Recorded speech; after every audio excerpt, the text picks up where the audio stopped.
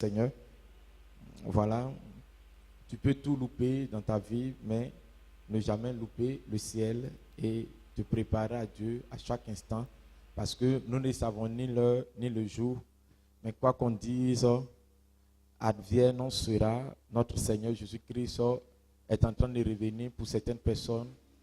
Aujourd'hui, ce n'est plus une question des autoroutes qui font assez d'accidents. Partout, il y a des accidents. Partout, il y a des meurtres, beaucoup de choses. Jésus-Christ est en train de revenir pour certaines personnes parce qu'après la mort, nous rentrons dans le ciel pour être jugés ou pour être justifiés par Dieu. Alléluia. Ce qui va nous donner d'être dans le Seigneur. Je vais donner une exhortation aujourd'hui de 30 minutes jusqu'à 20 heures. Dieu permettant, j'aurai fini avec ce thème. Donc, ce qui permettra que nous soyons sauvés ou nous soyons appréciés par Dieu si cette terre ne se justifie pas par ce que beaucoup de personnes font et que nous devons faire. Comme je l'ai dit le dimanche passé, selon la parole de Dieu, c'est que tu dois faire attention aux mauvais amis qui peuvent t'empêcher, de suivre Dieu, de gagner le Seigneur, d'achever ta consécration dans le Seigneur, et que si tu ne sais pas faire attention, tu deviendras comme eux, ainsi de suite. Et le deuxième, c'est que tous ceux qui sont des sujets de scandale en plein culte, en pleine communion fraternelle, sont aussi sujets de scandale et il y a un jugement terrible qui se passe sur les vies. Mais toutes ces choses que nous sommes en train de voir mènent à quelque chose. Alléluia. Tu peux être un chrétien ou être un adepte d'une église, un partisan d'un mouvement chrétien, mais ne pas être forcément sauvé. Ce qui va rassurer ton salut, ou le fait que Dieu va t'apprécier, ou le fait que Dieu va t'approuver, se résume en les signes de ta conversion. Alléluia. Les signes qui montrent que tu es converti. C'est ce que je vais traiter. Il y a ce qui a été traité les années passées et il y a ce que Dieu permettra que je puisse ajouter aujourd'hui par sa grâce. Les signes de ta conversion. Alléluia. C'est le thème d'aujourd'hui et nous allons prendre notre Bible dans le livre de 1 Jean 3, à partir de son verset 1 jusqu'à son verset 9. 1 Jean 3, verset 1 au verset 9. La Bible dit, voyez quel amour le Père, quand on parle de le Père, on parle de Dieu. Voyez quel amour le Père nous a témoigné pour que nous soyons appelés enfants de Dieu. Et nous le sommes, Si le monde ne nous connaît pas, c'est parce qu'il ne l'a pas connu. Bien-aimés, nous sommes maintenant enfants de Dieu et ce que nous serons n'a pas encore été manifeste. Mais nous savons que lorsque cela sera manifeste, nous serons semblables à lui parce que nous le verrons tel qu'il est. Quiconque a cette espérance en lui se purifie comme lui-même est pur. Donc retenez le verset 3. Quiconque a cette espérance en lui se purifie comme lui-même est pur, comme Dieu même est pur. Verset 4. Quiconque pêche transgresse la loi, et le péché est la transgression de la loi. Or, vous le savez, Jésus-Christ est apparu pour ôter les péchés. Jésus-Christ est apparu pour ôter les péchés. Et il n'y a point de péché en lui. Verset 6. Quiconque demeure en lui ne pêche point. Quiconque pêche ne l'a pas vu et ne l'a pas connu. Retenez le verset 6. Quiconque pêche ne l'a pas vu et ne l'a pas connu. On continue le verset 7. Petit enfant, que personne ne vous séduise. Celui qui pratique la justice est juste, comme lui-même est juste. Verset 8. Celui qui pêche est du diable, car le diable pêche dès le commencement. Le Fils de Dieu est apparu pour détruire, afin de détruire les œuvres du diable. Verset 9 pour terminer. Quiconque est né de Dieu ne pratique pas le péché, parce que la sémence de Dieu demeure en lui et il ne pêche point. Et il ne peut pécher parce qu'il est né de Dieu. Gloire au Seigneur. Aujourd'hui, je parlerai des 3 signes de notre conversion, ou les 3 signes de ta conversion. Gloire au Seigneur. Se convertir, c'est un changement. Quand on dit quelqu'un converti, quand on dit on convertit l'euro, le franc euro, ou quand on convertit la monnaie euro en monnaie CFA, d'abord 1 euro, 1 euro converti en CFA ne fait pas 650 CFA et ne fait pas 650 euros, ça fait 650 CFA.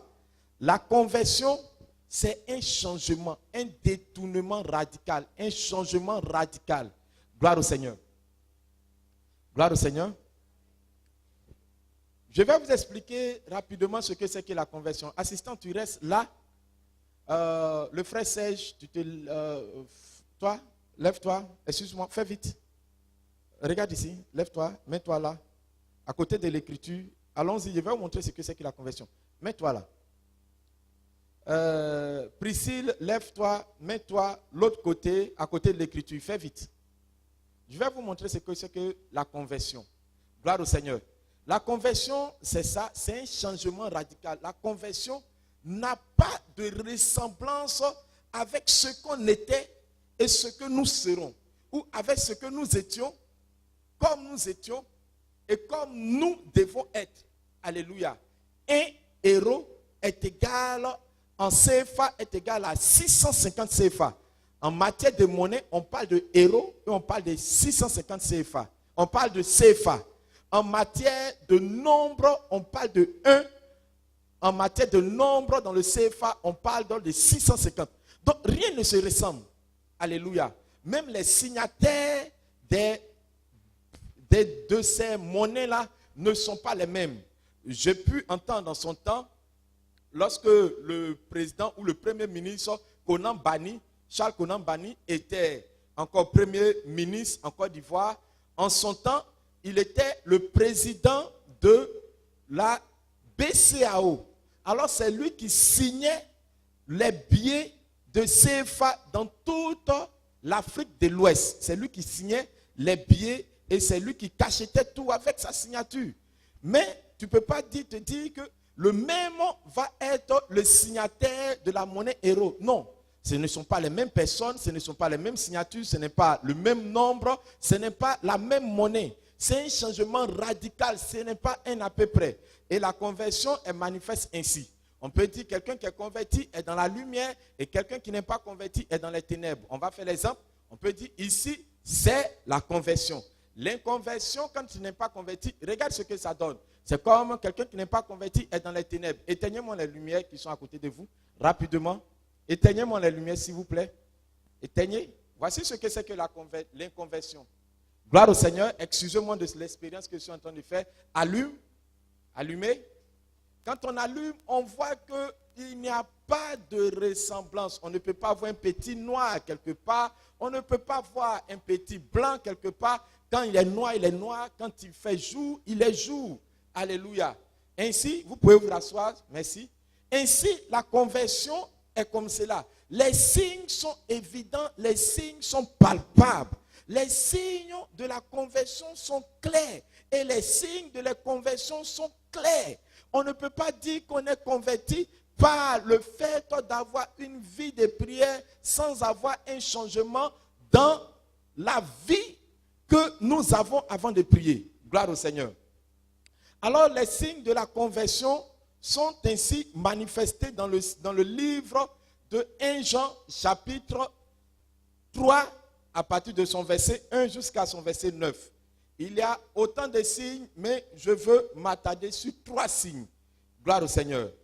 Et la Bible nous dit au verset 1, voyez quel amour le Père nous a témoigné pour que nous soyons appelés enfants de Dieu. Et nous le sommes. La Bible dit, Dieu a témoigné d'un amour. Il n'a pas dit je vous aime. Ce qui montre qu'il nous a aimés, nous a sauvés, il a donné son Fils unique. En d'autres termes, il s'est donné lui-même, il est venu lui-même, il s'est dépouillé de sa royauté, de sa grandeur, et il est venu sur cette terre mourir pour nous. Et aujourd'hui, nous qui étions des créatures de Dieu comme les païens, comme tout le monde, nous étions des créatures de Dieu, alléluia, mais être enfant de Dieu, ça montre que quelqu'un a donné de sa paternité, il a donné de son sang, il a donné de sa vie, il a accepté de mettre son gel en nous et sa sémence en nous en venant mourir à la croix. Alléluia. Et la Bible nous dit, voyez quel amour le Père nous a témoigné pour que nous soyons appelés enfants de Dieu. Il dit, et nous le sommes. Et la Bible continue en disant, si le monde ne nous connaît pas, c'est qu'il ne l'a pas connu. En d'autres termes, quand le monde ne nous connaît pas, le monde ne nous approuve pas, le monde sent que nous sommes bizarres, nous sommes restreints à certains mouvements, il n'y a pas de libertinage en nous, il n'y a que la liberté de Christ qui se manifeste en nous et il n'y a pas le libertinage du péché. La Bible déclare que le monde ne nous connaîtra pas. Alléluia. Le monde va nous haïr, le monde va nous détester, le monde ne va pas aimer notre affaire parce que nous ne faisons pas les choses qu'ils font. Nous faisons des choses différentes. Alléluia. S'ils sont prêts à insulter, mentir, voler, forniquer, vivre dans le péché, nous ne sommes pas prêts. Tu vas voir un jeune qui va dire que non, en tant que jeune, j'ai toute ma fougue, je dois chercher des filles, ainsi de suite. Celui qui est converti dit non, je ne fais pas. Alors tes amis vont te dire non, ça tu n'es pas un homme, tu n'es pas un homme, tu n'es pas un homme ou tu n'es pas une femme. Gloire au Seigneur. Et la Bible dit, si le monde ne nous connaît pas, sachez que c'est parce qu'ils n'ont pas encore connu Dieu. Gloire au Seigneur. Alors, ne les en voulons pas. Si nous en voulons, c'est parce qu'ils n'ont pas encore connu qui est Dieu. Gloire au Seigneur. Quand on continue, la Bible dit, bien-aimés, si nous sommes maintenant enfants de Dieu, et ce que nous sommes n'a pas encore été manifeste, mais nous savons que lorsque cela sera manifeste, nous serons semblables. Écoutez très bien, nous serons semblables, nous serons semblables à lui parce que nous le verrons tel qu'il est. Qu'est-ce qui n'a pas encore été manifesté? Un jour, le Jésus-Christ que nous avons prié tant, que nous n'avons pas vu, mais nous avons cru en lui, en nous pliant à son amour, à ses exigences, à sa parole. Un jour, ce Jésus-Christ-là viendra nous chercher et je t'assure, en tant que chrétien, tu ne vas pas manquer de voir Jésus-Christ. Quand il va venir te chercher, tu vas le voir. Tu vas le voir. Ce n'est pas le Jésus-Christ qu'on dessine avec les yeux bleus. Ce n'est pas celui qu'on voit dans les films. Tu vas voir le vrai Jésus-Christ qui est venu mourir et qui est monté au ciel, qui est allé nous préparer à une place. La Bible dit, un jour nous allons le voir. Alléluia. Garde cette espérance dans ton cœur qu'un jour tu vas voir le Seigneur. Et comme tu sais que tu vas le voir tel qu'il est, dans son amour, dans sa gloire, dans sa puissance, dans la récompense qu'il a prévue pour toi, lorsque tu vas le voir tel qu'il est. Alléluia. Alors finira les souffrances, les maladies, les pleurs, ainsi de suite. Gloire au Seigneur.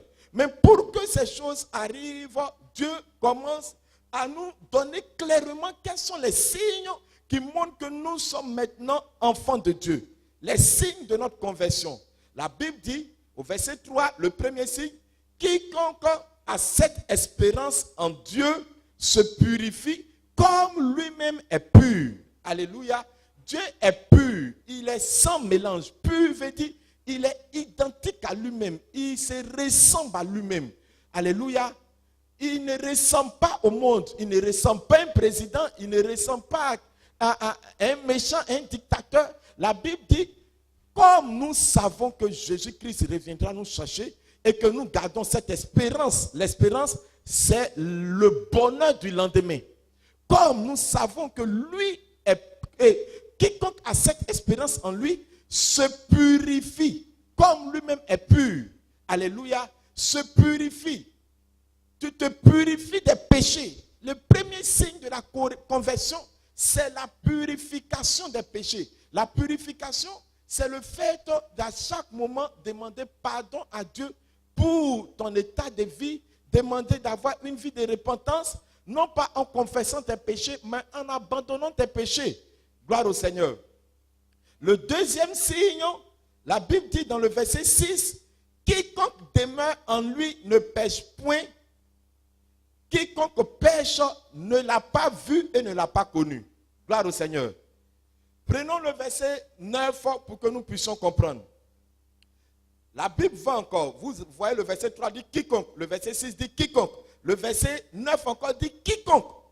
Quiconque est né de Dieu ne pratique pas le péché parce qu'il a la sémence de Dieu en lui. Et il ne pêche pas parce qu'il est né de Dieu. Gloire au Seigneur. Le signe ou le plus grand signe de la conversion, c'est le constat de la haine du péché en nous.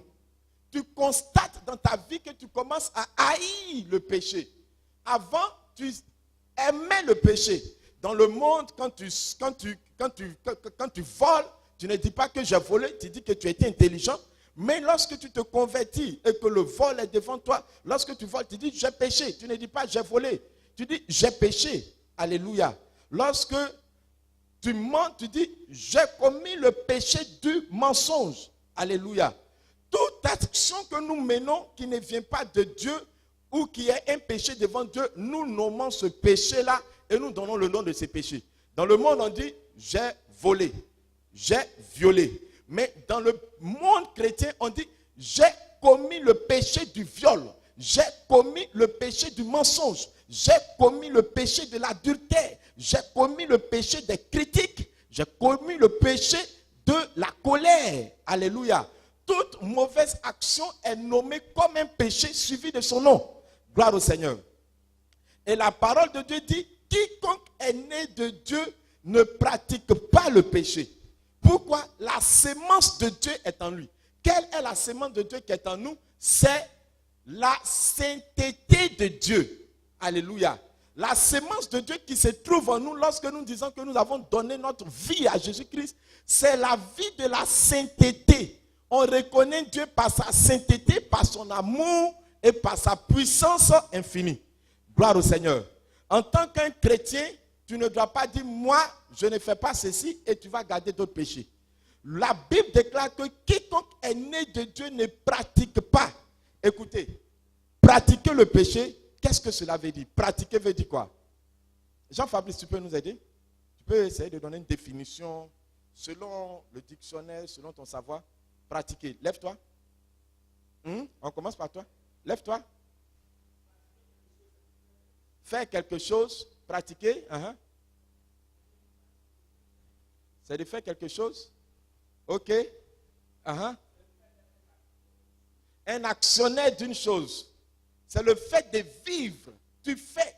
Pratiquer veut dire tu rentres en action de cette chose. Tu vis cette chose. Alléluia.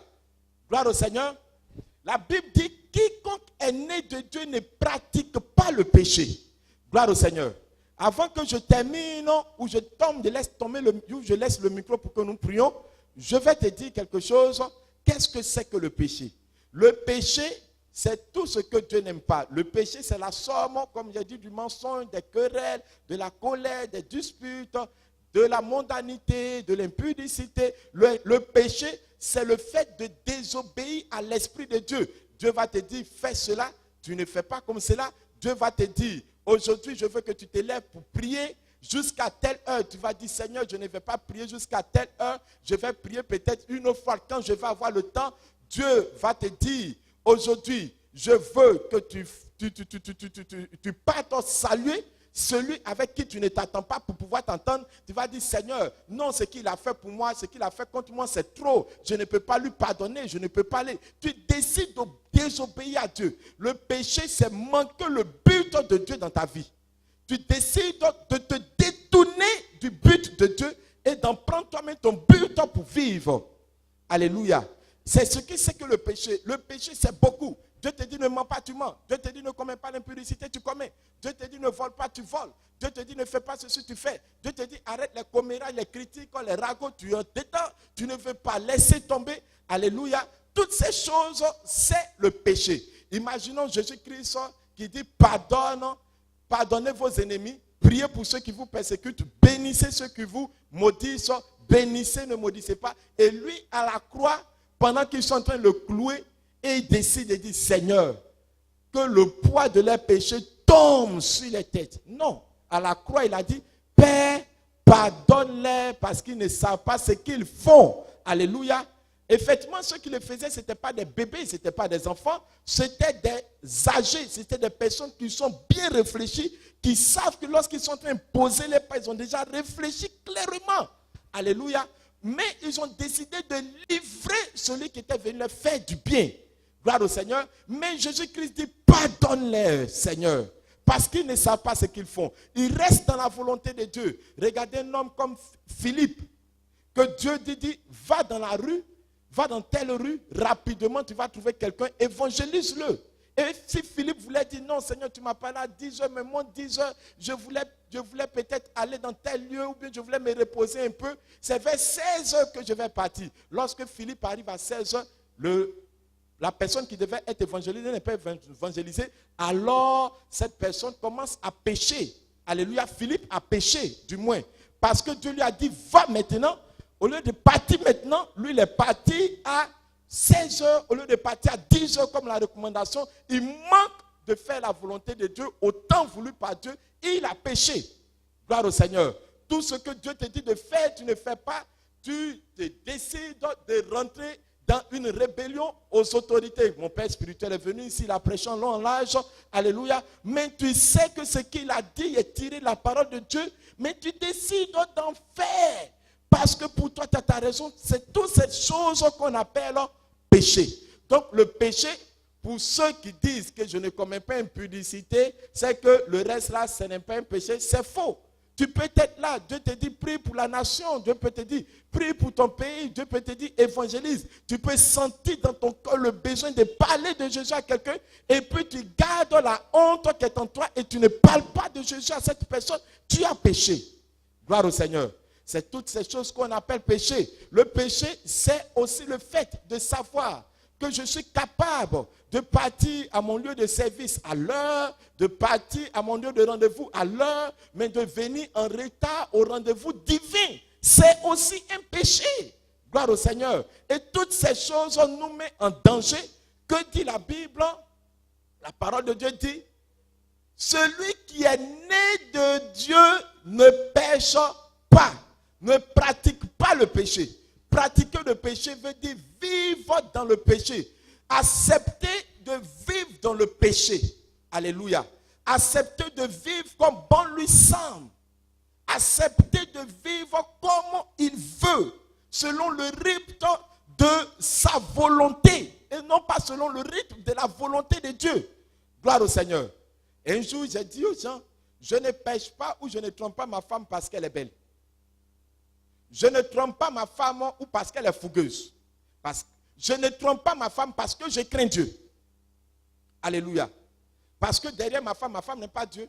Donc quand je sors, je suis devant d'autres personnes. Peut-être qui ont la même forme que elle, que j'aime. Mais ça ne me dit rien. Pourquoi? Derrière ma femme, Dieu me voit. Et derrière ma femme, Dieu a pris le temps d'enlever la sémence de l'impudicité, de l'impureté en moi. Gloire au Seigneur. La Bible dit, qui est né de Dieu ne pêche pas, ne pratique pas le péché. Ok. Pratiquer le péché, quand on dit, je vais vous expliquer. Quelqu'un qui pratique le péché veut dire, il vit dans le péché. Il fait du péché sa vie. Pratiquer, c'est accepter de se soumettre à une action. C'est comme le frère dit, tu es actionné dans quelque chose. Gloire au Seigneur. Gloire au Seigneur. Alors, quand la Bible est en train de parler, la parole de Dieu ne te dit pas que nous sommes des anges ou nous sommes. Sinon, la parole même de Dieu dit, celui qui n'a jamais péché, c'est dit menteur ou fait de Dieu menteur. Écoutez, le chrétien que nous sommes, Nous tombons dans le péché par accident, mais nous ne vivons pas dans le péché. Gloire au Seigneur. Prenons l'exemple. Un bon commerçant, nous sommes dans le pays, dans notre pays.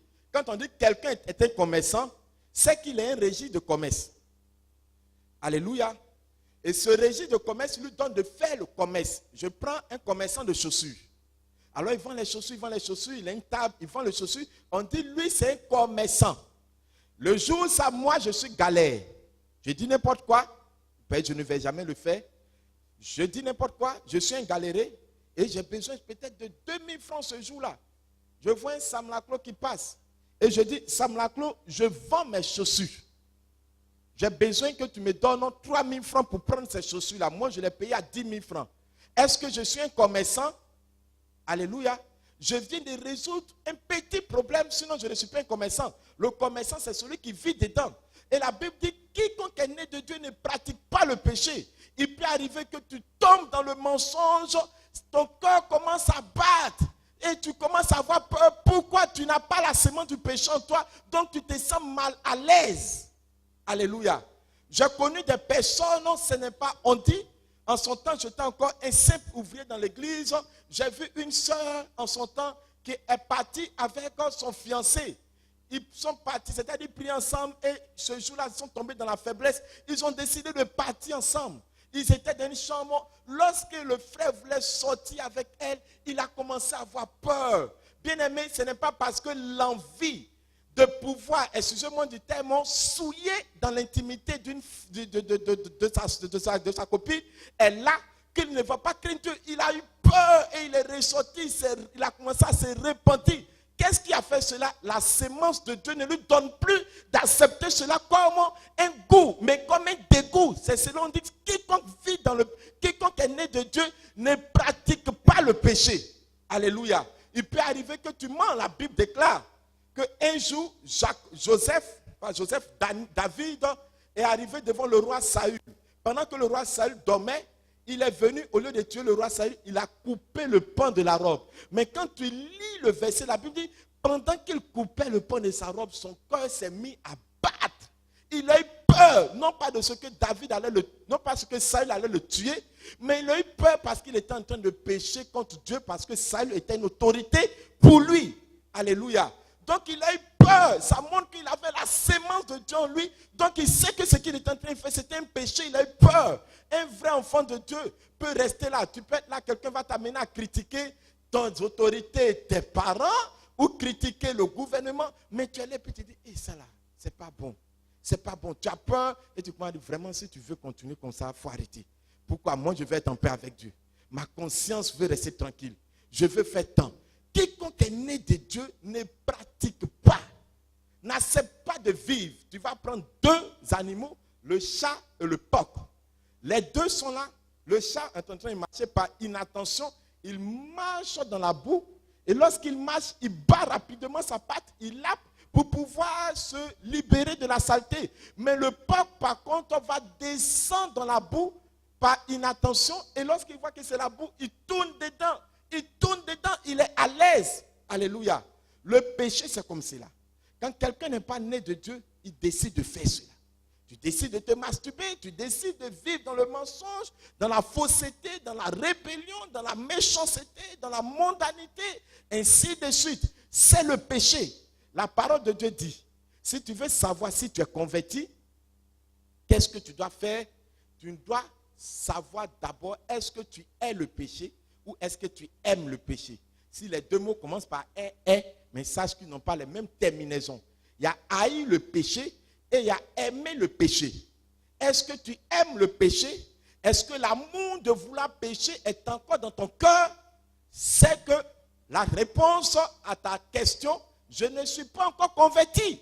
Si j'aime encore la colère, j'aime encore le mensonge, j'aime encore la haine, j'aime encore la sexualité hors mariage, j'accepte de vivre dedans à l'aise, je ne suis pas encore converti. J'ai connu aussi une sœur qui avait loupé son mariage religieux pendant 7 ans avec quelqu'un, et lorsqu'elle est ressortie de cela, Elle a commencé à vivre dans l'adultère. Elle sortait avec un homme marié. Mais elle n'était pas à l'aise. Après, elle a commencé à sortir avec quelqu'un qui lui avait demandé au mariage. Mais ils sortaient ensemble sans le mariage.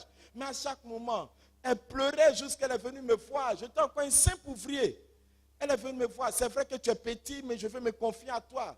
Et que je sois avec telle personne, mais je ne suis pas à l'aise. Je sais que si Jésus-Christ me trouve dans ça, je vais en enfer. Et plus loin, moi-même, je sais que quand je prie, ma prière est une abomination. Elle n'était pas contente au point où ça l'a dit, le péché. Mais quelqu'un qui aime le péché, garde cela secrètement. Tu ne vas jamais dire. Parce que pour toi, c'est un honneur. Pour toi, c'est un plaisir. Alléluia. Et la parole de Dieu dit, quiconque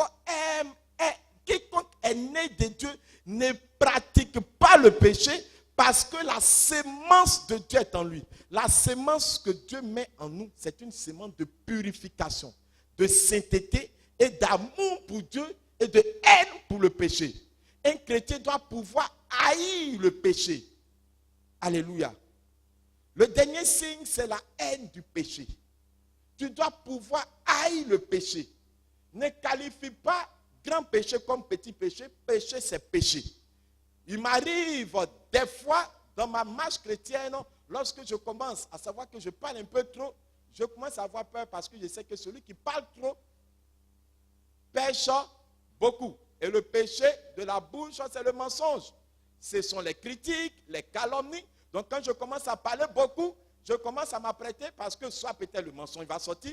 Alors quand le mensonge, vraiment, je venais de dire cela, excuse-moi, je me suis trompé, j'ai menti, pardonne-moi, et je me répands. Mais celui qui aime le péché va se dire, oh, je n'ai pas menti, j'ai donné. Alléluia. Le mensonge, c'est un mensonge. La Bible dit, le diable est le père du mensonge. Gloire au Seigneur. Vous voyez pourquoi est-ce qu'en tant que chrétien, nous aimons beaucoup les messages de la prospérité. Nous aimons beaucoup les messages. Oh, toi, tu es né pour aller à Bengue. Un jour, j'étais en train de manger à Tiki. Dans mon service, à Angré, entre midi et 2, avec un collègue, un chauffeur de notre... et il y avait des musulmans. Et parmi ces musulmans, il y avait un qui venait de quitter derrière l'eau.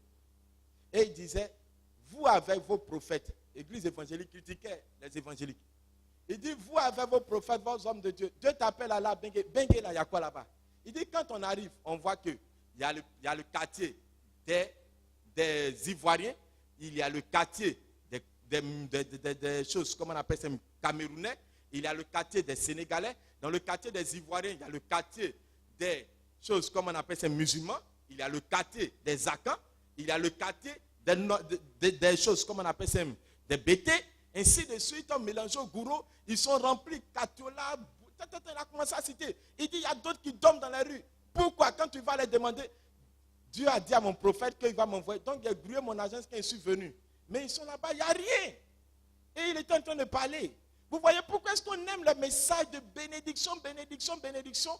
Tout simplement parce qu'on a les difficultés à faire sortir le péché de nous. Et plus quand on prêche contre le péché pour nous amener à aimer Dieu, on pense qu'on est en train de nous condamner. L'église qui devait être la référence de la sainteté est devenue la référence du mélange. On veut ressembler au monde, on veut posséder des terres, on veut faire des trucs, mais on ne doit pas nous dire que ce que nous sommes en train de faire est mal. Bien-aimé frère, tu peux durer dans l'assemblée de Dieu, tu peux durer dans l'église, mais si le péché est en toi, c'est une perte de temps. Ta première vie que tu mènes en tant que chrétien et que tu dois savoir et pouvoir prôner, pouvoir manifester, c'est la vie de Dieu, sans péché. La Bible dit, quiconque pratique le péché, vit dans le péché. Il peut arriver que quelqu'un tombe dans le péché. Oh, j'ai péché.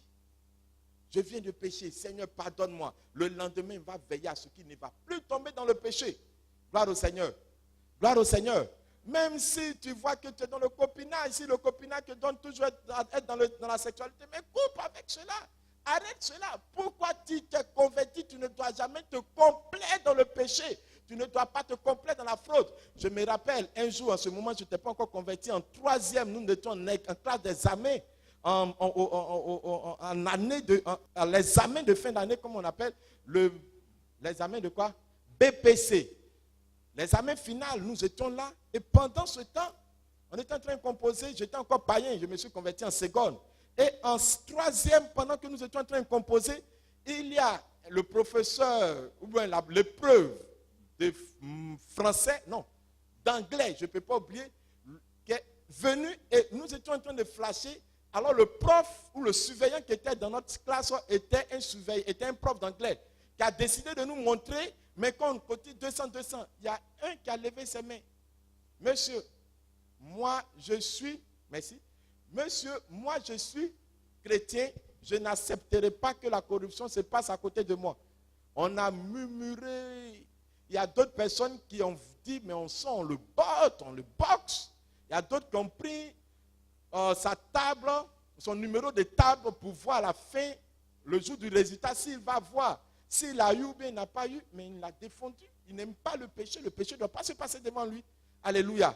Si c'est nous, on va dire occasion louper ça, c'est Dieu qui a permis que le prof là vienne. C'est faux. C'est faux. C'est une tricherie. Alors tu vois des diplômés, mais si tu seras devant Dieu, Dieu va te demander le diplôme là, comment tu as eu. Ici, tout le monde se réjouit. Oh, le FLAU, le bac, le PPC, le BTS. Mais Dieu va te demander comment as-tu eu ça. Aujourd'hui, si il demande aux gens, comment avez-vous eu vos diplômes? Est-ce que vous êtes prêts à aller jeter cela? Ah, ok. C'est ça. Gloire au Seigneur. Gloire au Seigneur. La parole de Dieu déclare que Daniel était là avec ses frères. Et ils ont dit, celui qui ne se prosterne pas devant la statue sera brûlé dans le feu. Imaginez-vous le plus grand pays en son temps, Babylone. Et on dit, on dépose la statue. Prosternez-vous. Tout le monde se prosterne. Et puis tu vois Abednego, Shadrach et l'autre, Meshach, qui sont là les trois. Pendant que tout le monde, plus de 10 millions de personnes se prosternent. Allahu Akbar. Daniel et puis Shadrach et Abednego sont levés. Parce que quand on lit, on ne comprend pas. Tout le monde se prosterne en même temps dans la ville. Et puis eux, ils sont debout, on ne se prosterne pas. Ils ne disent pas Dieu va nous délivrer. Ils disent si Dieu nous délivre, tant pis. Si Dieu ne nous délivre pas, tant mieux. Mais nous, on ne se prosterne pas. Gloire au Seigneur. Ok.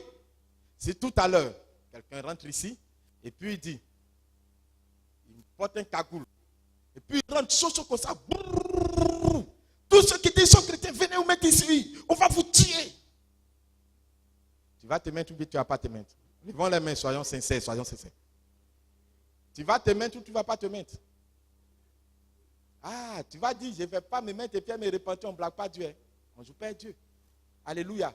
Et si tu dis tu vas te mettre, je vais te dire, tu as la foi de fuir ces balles ou de résister à ces balles, mais tu n'as pas la foi de résister au péché.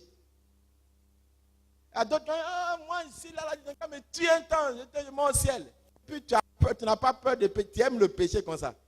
Et puis quand on parle de balles, tu vas venir te mettre là. Gloire au Seigneur. Ouais, en tant que chrétien, notre vie consiste à faire sortir, à haïr le péché. On doit permettre le péché. Notre première lutte consiste à haïr le péché, haïr la fraude, haïr la compromission, haïr le péché. Ce n'est pas parce que tout le monde fait qu'on va faire. On doit haïr le péché. Bien-aimé, Jésus-Christ nous aime. C'est lui qui a donné sa vie pour nous. Combien de fois nous sommes chrétiens, puis l'amour du péché rempli en nous, ça bouillonne. On ne lutte pas contre ça, ça grandit. Au point ça, lorsque l'occasion se présente, on tombe dedans, puis on est à l'aise, on est soulagé. Gloire au Seigneur.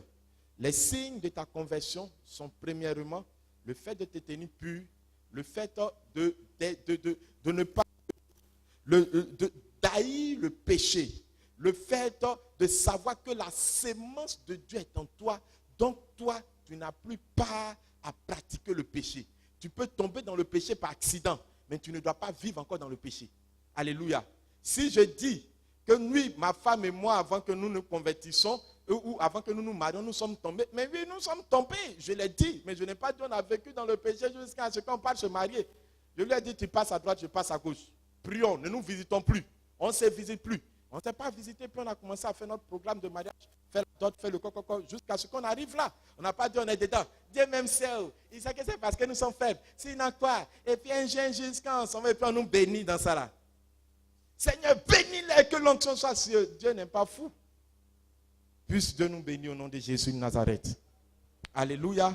Alors, convertissons-nous mes frères, convertissons-nous mes sœurs, convertissons-nous.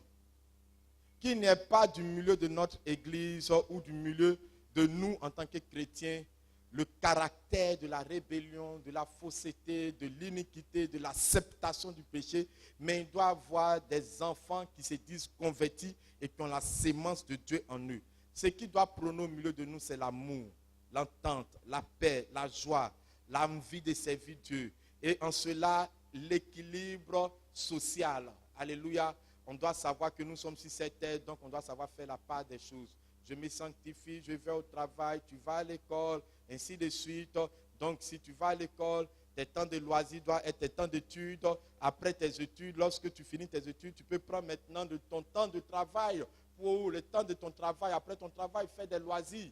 Alléluia. On ne se lève pas comme cela pour dire on est 100% école ou 100% travail et donner 0% à Dieu. Alléluia. On donne à Dieu et on équilibre ce qu'on donne à Dieu vis-à-vis de notre vie sociale. Alléluia. Gloire au Seigneur. Gloire au Seigneur. En tant qu'élève, continue d'étudier. Continue d'étudier, mais sache que la sémence de Dieu est en toi. À l'école, si tu n'étudies pas, tu auras des zéros. Ne triche pas. Ne vole pas, ne cherche pas, même si tu as l'argent, le compromettre avec le professeur. Au travail, ne cherche pas à faire des factures. Ne cherche pas à mentir ni à voler.